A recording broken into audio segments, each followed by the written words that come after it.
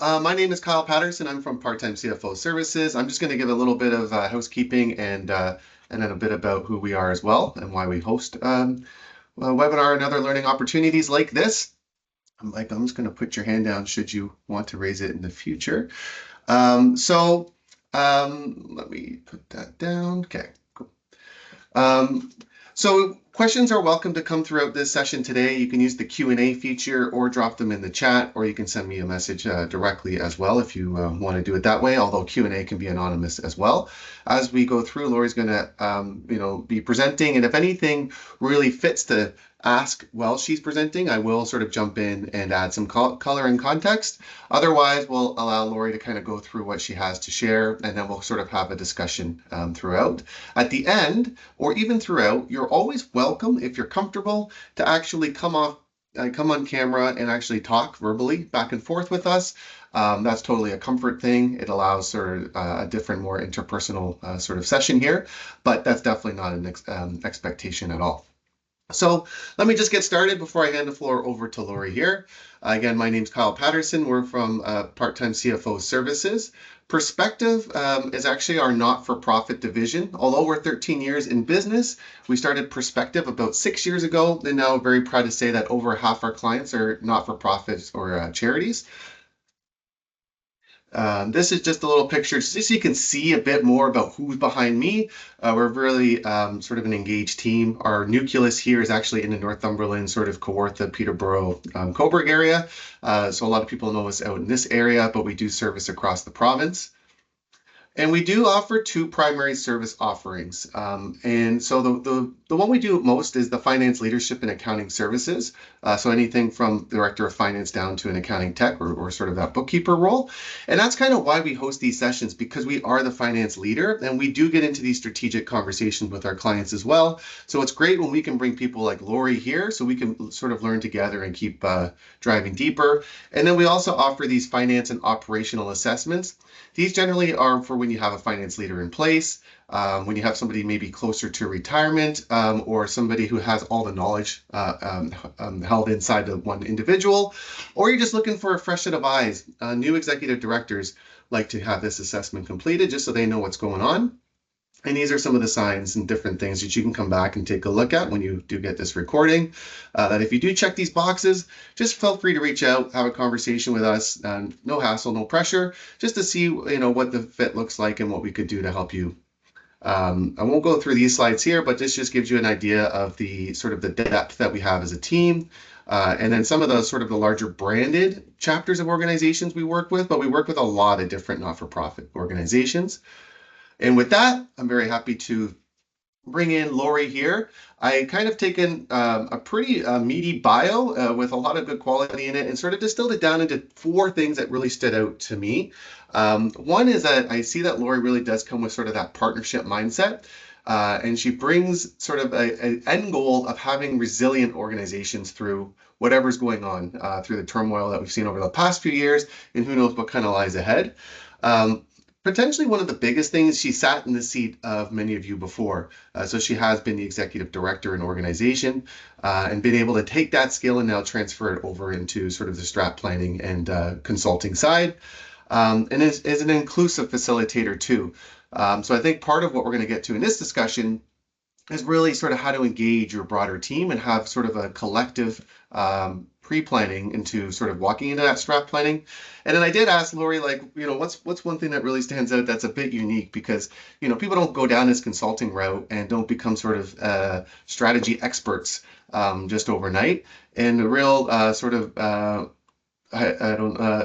watershed moment for her was when she was having twins and having to realize how to navigate life under that whole context. So with that, Lori, I'm going to hand it over to you. She thought my sharing as well. And questions, feel free to drop them in the chat as we go. Awesome. Thank you very much for that, Kyle. I certainly learned how to do some funky and fancy things with my hips and my feet and navigate logistics in the middle of trying to manage the chaos of raising twins. While you were talking, I did drop, and that's like your facilitator's worst nightmare, that I missed what it was that you're saying. So I apologize if I repeat a little bit of what you said. in that I just want to highlight that it is intended to be interactive. So I am going to invite you to show hands, put a thumbs up. So if you want to be on camera, that helps. If you're more comfortable being off camera, completely get it. So just to check in, folks can see my presentation. Yep, awesome. So we had 50 registrants, and it looks like we've got a full house today. So my takeaway is this is a hot topic and on the minds of many of you. And so first question of the group, who here has ever put together some IKEA furniture? Just show of hands or do an emoji, thumbs up. Let me know if that's an experience that you've had. Yep, hands are lighting up. And so having had that experience, what you know is that you wrestle with those Allen keys. You might drop a few swear words, but at the end of it, when it comes together, you step back and you say, I built that.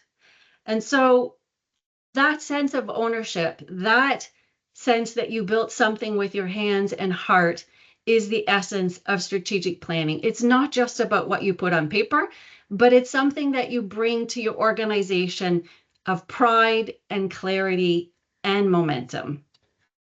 As executive leaders within a nonprofit, you are pulled in 1,000 different directions. You have that overwhelming email inbox. You have urgent fires and daily crises that you're focused on. You work hard to make sure that mission creep doesn't set in for you. And you have multiple stakeholders that need your attention. And I well imagine, as I did, that there are times where you are saying to yourself, am I simply reacting or am I moving the needle for this organization? And so here's the truth about strategy. Strategy isn't another burden. When done right, it's actually that relief that you've been craving. And it gives you the ability to lead instead of react and to make decisions with confidence, as opposed to sometimes the guesswork that we've all needed to do amongst all those competing priorities and different distractions that are pulling us in 1,000 different ways. And so when organizations leave planning or putting it off, energy scatters. Teams lose alignment. So you've got folks going in different directions, trying to address or tackle different things. And so the cost of strategic planning isn't just opportunities and possibilities. It's a loss of confidence. It's a loss of credibility, and it's a loss of momentum. But when you step in, and the focus of today really is about readiness, you position yourself from a place of stability and leading from stability, not scrambling, which just reassures people to invest in your mission. So I just want to start off with our first poll. You should see a QR code on your screen. You have your phone, I'm assuming, with you, hoping with you. You can go into that QR code, just click on it, and it's going to bring up our first poll. And I'm just going to invite you to share your readiness for strategic planning. Are you feeling confident? Are you feeling that you're not quite there? Ambivalent? And I'm realizing I just probably need to switch up my screen now. 2 seconds, because it's not showing how things are changing up for us.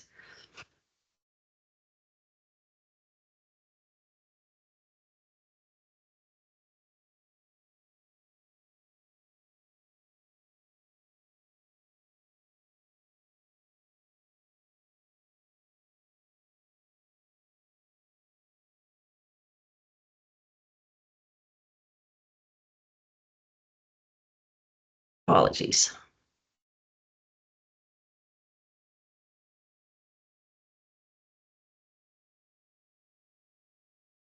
Okay, can you see those results unfolding there? What we see is that folks are somewhat ready, very ready, not sure, and not ready at all, but the vast majority of you feel like you are fairly well positioned in that top category of somewhat ready and very ready. And so for those of you who are very ready, today will afford you some additional tips and tools on that readiness. And for those of you who are in that stage of feeling somewhat ready, this is exactly what today's session is all about. So sorry, just 2 seconds because I gotta switch back now. I messed this up, folks.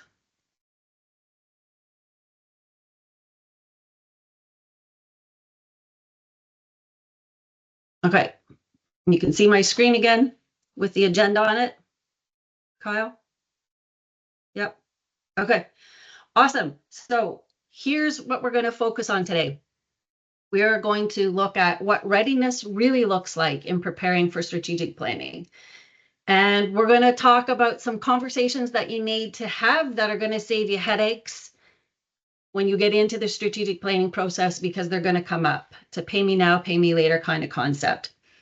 And we're going to talk about what makes plans stick. How do you keep them alive so that they don't end up sitting on that IKEA shelf that we've all built? And it's probably one of the more important points of strategic planning. It's easier to create the plan and a little bit trickier to actually make sure that you've created something that is livable and integrated into the work that you do today. So my hope for today is that you will leave knowing that strategy doesn't have to be a burden, that it's not something you have to navigate, that it's not complicated, overwhelming, or even dry. But keep in mind, I think strategy is fun. I get that it's not for everybody, but it can be energizing, it can be inspiring, and it can be that spark that brings your organization, your team together so that you, to quote another executive leader that I worked with, I see a light at the end of the tunnel. And so I see lots of smiles and sense of relief that unfold for folks when they dive into strategic planning. So before you actually dive into that process, you need to lay the foundation. Think of it as readiness. And so there's 3 key checkpoints that I want to speak to you about. The first being capacity. And so when we talk about capacity, often organizations prepare plans on the concept of full tilt, meaning we've got all our staff, we've got all our dollars lined so that every dollar is supporting the strategic plan. But you all know the reality of the work that you do, that's not it. That you're not living with full tilt and 100%. That in fact, you have staff turnover, you have sick leaves, and you have competing priorities and demands. So organizations that see the most success operate from a place of 65 to 80% capacity. And why? Because it's what creates breathing room so that you are positioned to be flexible and live in the reality of your world. It gives you energy and it gives you space to do and deliver on that planning rather than draining you. Because it's not about doing more and adding more. It's about ensuring that you have capacity and space. So readiness isn't just about ensuring that you have the time and resources. It's also about whether your board and your leadership can answer this particular question in the same way. And that question is, how are we making a difference today? This is really getting at your impact. If the answers vary, it means that people are positioned to go in different directions. And so when you dive into that strategic planning without having addressed that, then your plan is going to lack direction. And so I'm not suggesting that you have to have that all figured out and all resolved before you go into planning. There's some points of clarification that you can make, but it's also something that you can do as part of that planning process. The second checkpoint that I want to talk to you about is the concept of clarity. And so clarity is what gives you focus. Without it, you land yourself when it comes to planning spinning in circles. And so this is about knowing who makes what decisions when you engage in your strategic planning process. So what decisions and what role will the board play? What role is your strategic planning committee going to play? What decisions are they making? What about your executive director? And what role and decisions do you want staff to be part of? And so, similar to what I talked about with capacity, it's also about ensuring that you have leadership alignment around identity. Who are we? And so, the best example that I can share with you today is a former client, Away Home Canada, a national youth homelessness prevention organization. We came together at a point in which they're at their 10-year anniversary. And they had to wrestle with the concept of, are we a youth homelessness prevention movement, or are we broadening into youth well-being? And that had landed on them because they had realized that some of the feeders of youth homelessness were things like family and family support or lack thereof. And so it really had them questioning, what lane are we in? And so once that work was completed, it gave them focus to move forward, again, just with that sense of relief, but also with a sense of confidence. And so the third checkpoint and readiness component for strategic planning that I want to share with you today is about inclusion. And as nonprofit organizations, we value inclusion. And certainly there's lots of emphasis on diversity, equity, and inclusion these days. And so similar to that example that I shared with you at the start, people support what it is that they build. And so the most successful planning opportunities unfold when organizations bring the right voices in early on. And so there's ones that are obvious and well known, your staff, your partners, sometimes your funders, sometimes your donors, but certainly people with lived experience. And I've been in scenarios where people with lived experience say this is the first time that people have asked. And the insights and awareness that unfolds because you're talking to the people with lived experience and your staff that are closest to the things, that are closest to your community, that are closest to the issues. And this matters in particular related to your staff because your staff are key stakeholders that are going to deliver on your strategy. And if they don't understand it because they haven't been involved in it, it's going to be a challenge for them to help deliver. And so they need to see themselves in it and see the role that they can play. That's your fuel, that's your momentum, and that's your energy. And so along with that, who you invite in, it's also about how you communicate so that stakeholders do understand the process, the strategy, the outcomes, they trust in it, and they support the plan. And so communication turns your engagement into commitment. And so that's about identifying the different ways and the different messages that you want to deliver to those key stakeholders. And Can so I I'm can going I to, just ask because when you're going through this, I was actually taking notes on the side, thinking of different organizations we work with, and I guess question is, oh, maybe if people want to answer this question while I ask it, do your QR code, yeah, scanning, yeah. Sure. Yeah. So the question, just let me set it up. The question is, what's your biggest barrier right now? And so you'll find when you slide in there, there's some examples, bandwidth, budget, et cetera, et cetera. And so in those 3 points there, I felt like there's quite kind of like a circular loop. So I guess the question that I kind of had going through that is there one to start in, or as you answer one question, it kind of then brings you back to a different question. So specifically when you came into that who we are, like I know there's a conversation with, one of the people we work with where are we an organization that sort of is in the shadows and, the fulfillment of what we do is sort of just seen in the community, or are we actually community leaders for inclusivity and we're leading from out front? So that who we are is a pretty distinct difference of then changing how can we make a difference, right? Like if you were to ask how can we make a difference, those are two completely different ways that we would potentially be making a difference. And then it would also then change the capacity conversation too. So I was just curious, like how, because all this, you could almost just loop back through is kind of where I was thinking here. It's Yeah. not a clear question. Well, let me see if I capture it. I'm happy to have clarity at the end of it. So there's a couple of things. When you talk about capacity and resources, there's two different thoughts. So number one, if you deliver from the capacity that you have in existence, like if you start from there and allow that to drive where you're going, then it does put parameters and limitations and mindset in place.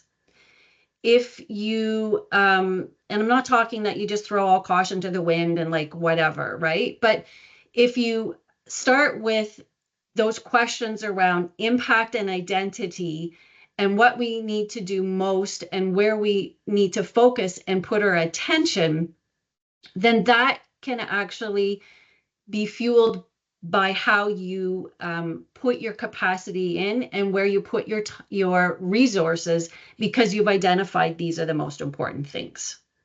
I see.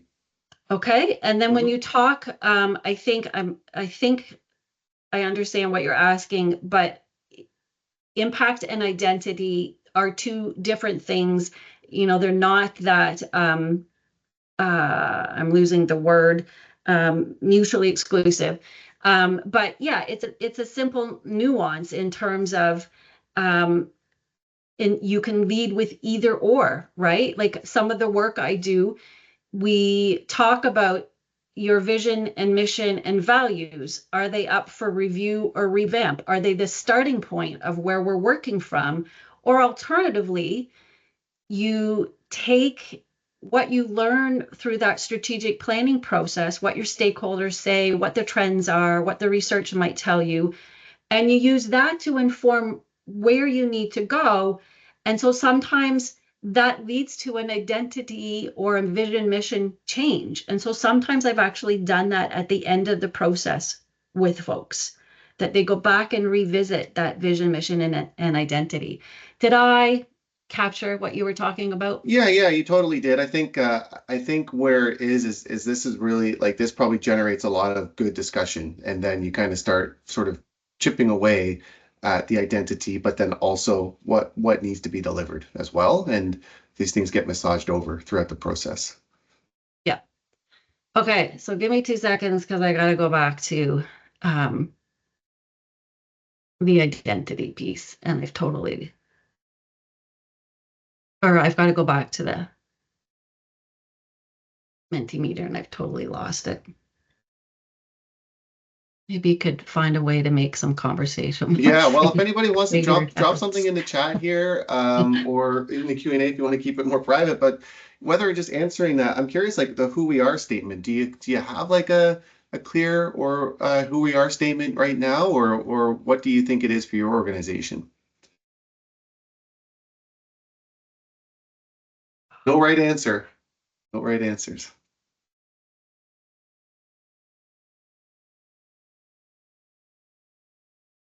Wow. Okay. You're not able to pull it up there? Yeah, no, yeah, it's all just disappeared on me. We have an Okay. annual review of mission and vision statements here. Okay. That was the first question there, right? You asking me? Yes, yes. On the screen right now is the first question. Yeah, yeah. I can't get the second one to come back up. Hang on here.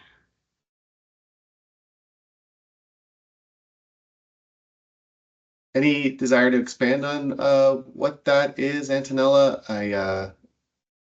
Obviously, if it's personal to your organization, you don't feel like it, totally get it.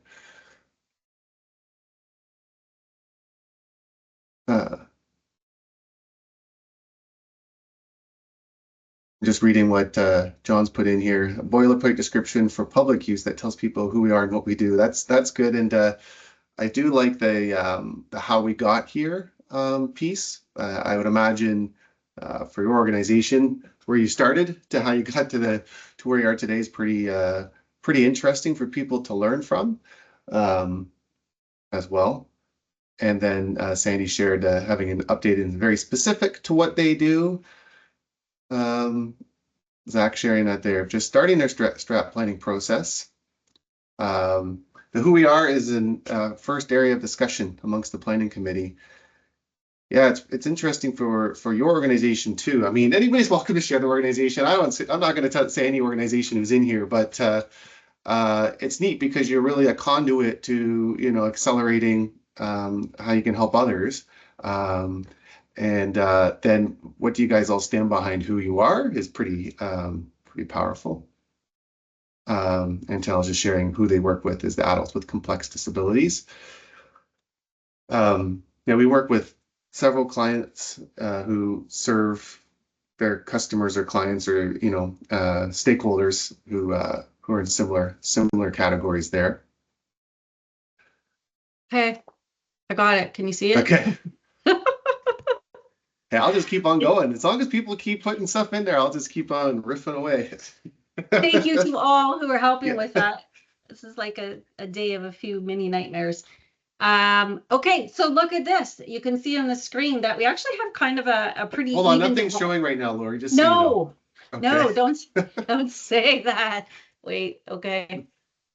Okay, now it is, right? Oh, look at that. Can you see it now? Yes. Okay, so scratch what I just said. Too many priorities stands out very, very loud and clear, and not sure where to start. And then pretty even in alignment is not enough time and bandwidth, leadership or board buy-in, and alignment of strategy with budget, and then some other things sliding in there. So that is total reality. There's too many priorities, and where do we start? And this is the essence of strategy. This is exactly why you want to invest in strategic planning process, because it helps manage that overwhelm, and it helps you with there's still some people entering, and so not enough time and bandwidth is coming up as well as a significant barrier. And so these are all of the things that strategic planning helps you to do, is to figure out what priorities need your attention most. And one of the things I often say when we're involved in strategic planning, as I can see the overwhelm unfolding as we're doing it, is we're just planning for the next 3 years. And when people hear that, it brings an element of relief. So you can't be everything to everybody. And strategy is as much about what you will do as it is about what you won't do. I'm going to say that again.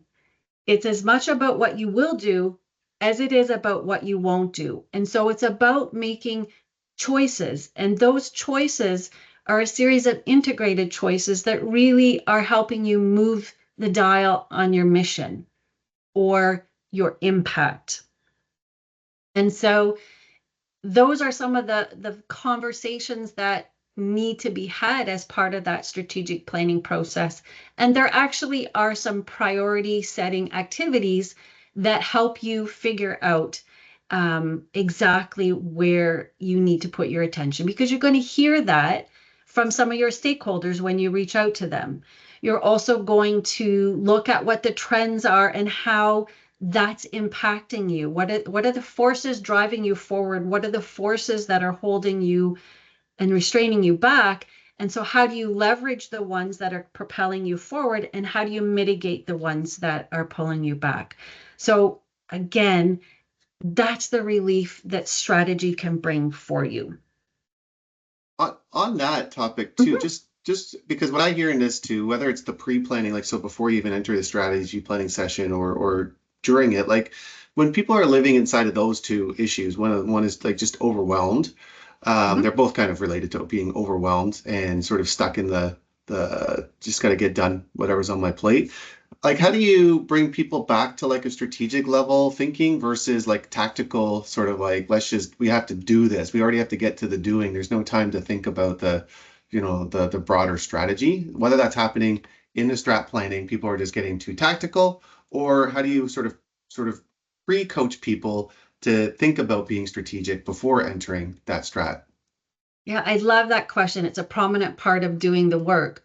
So, part of it starts with making sure that we have a common understanding of the process, of the language, and people getting stuck in tactical, it's part of it. It's okay. But the best thing is to just use some metaphors and talk. Altitude is the best example. So, we're zooming out, and this is like our 50,000-foot perspective. And then when we need to start to zoom in a little bit further, we're looking at our goals being our 10,000-foot lens or perspective, and tactical is on the ground. And some people, this is why you want a diverse group of folks engaging in your planning process, because some people live and thrive in the tactical and on the ground work. And that's where your staff in particular, who are closest to it, are really helpful. And other people are your big picture thinkers, your creative and innovators. And so you need a little bit of both. And so part of what I also do is I just ready people for that. Like there's parts of strategy that potentially can have you pull your hair out and poke your eyes because it's not comfortable and it's not your forte. And then there's other parts where you're like, ooh, I love this, because that's, again, where you thrive or live. But breaking it down into really small stages, because as I mentioned earlier, it could be overwhelming if, not managed well. And so you just break it down and, first focus on direction, and then first focus on what goals look like, and then move into objectives and making them separate days and separate sessions. Does that help? Yeah, it's great. Yeah, it's great. Thanks. Okay. All right. So where was I? We just did that poll. And so a quick readiness And check. sorry, Lori, we're looking Yeah. at that poll screen still instead. And I don't know if you wanted Yeah. to come back to your presentation or just come off the share or whatever you wanted to do. Yeah, I'm not sure I want to try going back to the presentation because it's a bit of work. And there's only a couple of slides. I'll go there at some point. But for now, I'm just going to leave it. And thank you for that cue. Here's a little readiness, quick self-check. Do you know what you need this plan to do for you? Like, why are you planning now? Sometimes the obvious is it's expiring. But the other is sometimes there's often you're contemplating, particularly maybe a change in business model. So funding loss, funding addition. The way donors are donating right now is prompting many organizations to reevaluate. Sometimes it's about a particular service or program initiative or opportunity. It can be about significant changes at the leadership level. It can be because you've had a new executive come in. So it's really, why are we planning now? And again, what do we need this plan to do for us? So where do we want to be at the end of it? At the end of these 3 years, at the end of these 5 years? What will look different? And it doesn't mean you have to have all of those answers, but you've had some conversation and you've sorted some of those things out. But it can also be part of that process in terms of building that alignment that you can sort it out through that as well. Okay. And so if in hearing some of those questions, you didn't have answers flowing through, there's some hesitation, it's a signal that readiness planning for you will save you some stress and save you some money down the road, because you can move through that strategic planning process a little bit easier. So then shifting just to that final component of strategic planning, it's making that plan stick. So talking about measurement and implementation. So this is about what separates your plan from being able to drive results or sitting on the shelf. And so there's 3 different anchors. And the first one I want to talk about, I call trade-offs. And so I did dive into that a little bit earlier, in that strategy isn't just about doing more. It's about choosing better. And again, as I said earlier, it's about choosing what you will do and what you won't do, and where you're going to put your attention and where you're going to put your resources to align with that. And so, by way of an example, I've seen several clients just narrow their focus to that, your biggest priority, your biggest barrier, so many priorities, they just narrow their focus to the things that they discover through that strategic planning process that they're best at. So sometimes you learn that from also looking at the landscape. Who else is delivering maybe some of the same services? Maybe they're doing it better. And so then you could shift your attention to something else. Maybe you see a significant gap and that's something that you're really good at and you want to dive into that. So sometimes what we do is, just finding that sweet spot, the things that you're passionate about, the things that you're really good at, and the things that the community needs from you. And so it's moving from doing everything to doing the things that matter most. And so the second anchor that I want to talk to you about in terms of making your plan stick is the budget. And so strategy is created. You want to align your budget to that strategy. It ensures that follow through will be easier for you because your resources are matching your intentions. And so organizations that have the most success around this do that alignment from the start. So that strategy is driving the dollars. This is the exact question that Kyle asked earlier. Strategy is driving the dollars, not the other way around. And so then the final point, or the final anchor when it comes to implementation and measurement, is recognizing that strategy isn't just about what you put on the paper. And so all of what I'm highlighting today is the process is as important as the outcome. But strategy is also about building rhythms that help keep your plan alive. And what I mean by that is how do you integrate it, incorporate it into your daily habits? What are the things that you can integrate into your already existing systems where you can monitor and report on your plan, again, to make sure that you are moving it forward and making progress?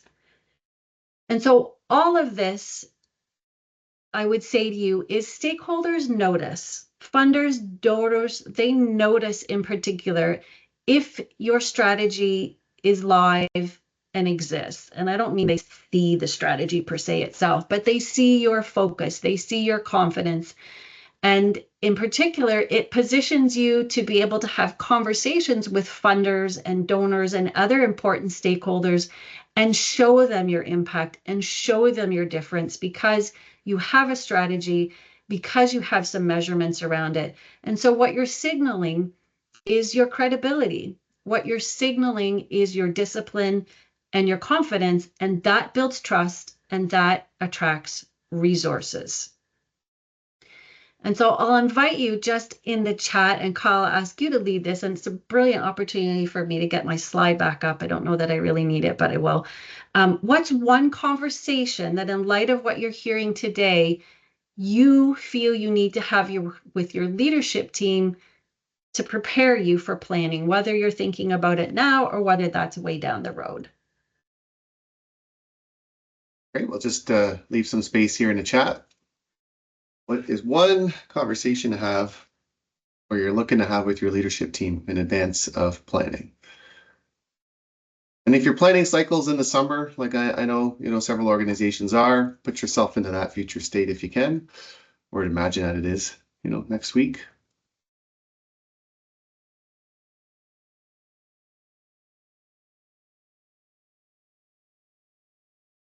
We are quiet in the chat. Oh, here, alignment on the planning process itself. I don't know if there's any opportunity to expand on that or if that's clear for you, Lori, alignment on the actual planning process.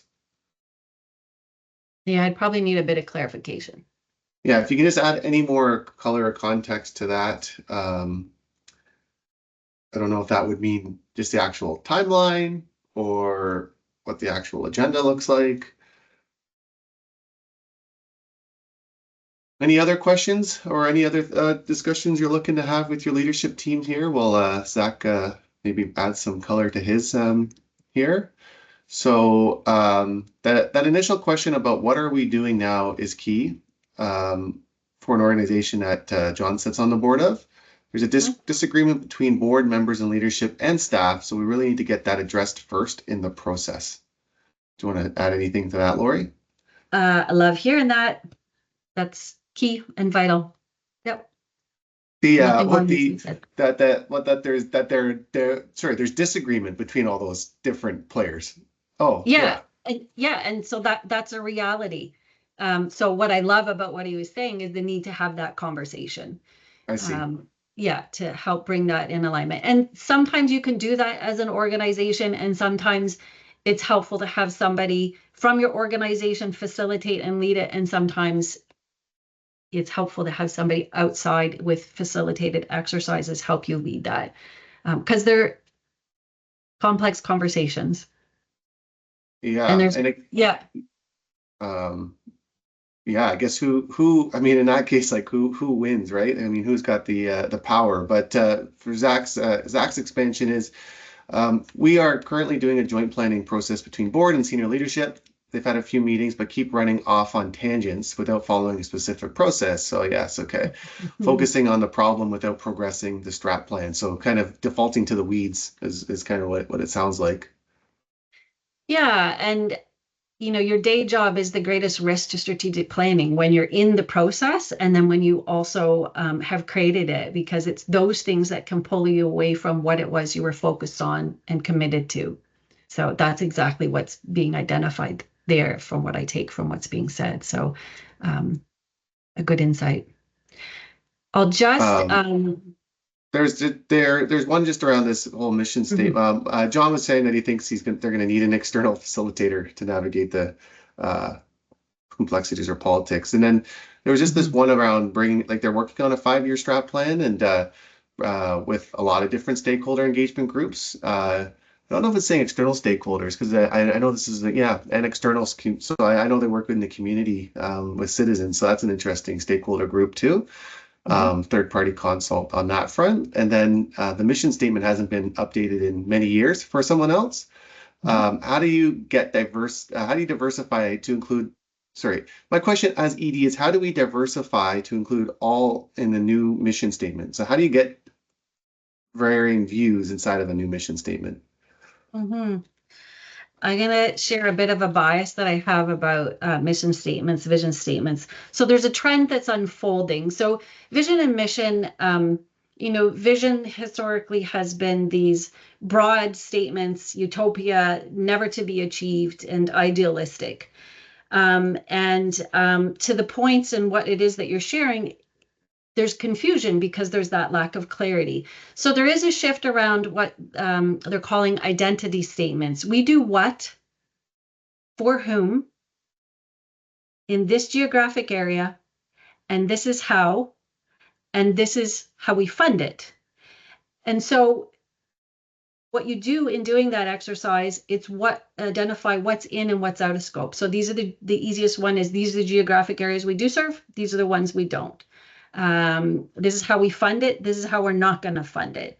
And so that really helps bring a lot of clarity for folks. And if you're really invested in the vision mission, you could do that and then actually use that to inform your vision and mission. Or this exercise itself just helps people land on a clarity statement. And so vision and mission are shifting a little bit more to succinct, short, inspirational, memorable statements that provide clarity. Did I answer all of that? Well, I think so. I think where it's I think so you did. I think you Okay. brought a framework to it. I think what Michael's asking is kind of how do you bring in all these different people's Oh, the perspectives and people. from different diverse backgrounds and different stakeholder Yes. groups, let's say too, to tie it into like a mission statement, right? So Okay. you brought a framework to it. I did. So you, when you look at your stakeholders, who has an influence and investment, like who needs to be part of this plan. And so part of that is identifying who are the folks. And then you identify in what ways do we want to reach out and involve them. And so getting concrete and specific, it might be that you do a survey with some folks and you just ask them particular questions around your vision and mission. It can be that you can, as part of some workshops, have conversations around that. So there's a variety of ways in which you tackle that and formats. But really, it's about asking, and sometimes bringing in samples of other visions and missions and why these ones speak to you and don't speak to you, but stepping away from wordsmithing, but asking questions about how do you see us, and the work that we're doing can help with that. Great, thanks. And just So I presence of want, time too, Lori, and like I know yeah, you're working towards that too, so just giving you that heads up. yeah, I'm pretty much done. I just wanted to summarize, and then maybe we can slide back in if there are questions. So in summary, plan for what's realistic. 100% is not realistic. Leave breathing room so your plan can survive in reality. Decide who decides. Clear roles prevent gridlock and build confidence in the process, and engage the right voices early. People support what it is that you build. And so that IKEA shelf, the process I mentioned is important as the outcome, and strategic planning is the same. And just a final thought is that strong organizations plan before they find themselves in a position of being overwhelmed, and invest in early readiness and build from a place of strength, and not survival. And I say that lightly because I've been in the nonprofit sector, and I know that where's the starting place, it's easy to just find yourself in constant overwhelm because we like to do all for so many, and there's so many competing priorities and demands. So just then shifting back to whether there's any questions. Yeah, any final questions here? Now, I will say, I think, I mean, we can wrap up here and then kind of go into like an open space for anybody who has final questions. Feel free to drop questions here. I thank everybody inside of this session who have been extremely active here in the chat. It makes our job, I guess, fun. It's fun for us to host these, and I think it's fun for Lori too, but it makes it much more engaging and fun for us when we can, have some dialogue back and forth with participants. So thank you for doing that. And Lori, thank you for giving us some of your time inside this space. I think, John identified it earlier. It was identified later around sort of building a 5-year strat plan with a lot of different stakeholders. But sometimes, depending on your organization's complexity and who's there, an internal facilitator makes sense. And sometimes I think really leaning in on somebody who can come in with an unbiased view, or at least someone who's aware of their biases and what to bring into that conversation, and being able to stand as that middle body in the middle may be much more valuable than you can even potentially imagine, not just for your actual strat plan, but allowing it to stick long term. So Lori, just thank you very much for giving us some of your time today. And again, thanks everyone else for coming. Thank you, Kyle. And so I see some people saying thanks in the chat. You're welcome, Bill, our pleasure. If anybody does have some final questions here, we'll just hold the space for a second. I'll pause here. Outside of that, we'll make sure that everybody gets a copy of what we did share here today from the slide deck, recording as well, and it will include Lori's contact information as well. So thanks everybody for coming. I think we're getting thank yous and not questions, so it's perfect. Exit point. Take care, everyone. All the best.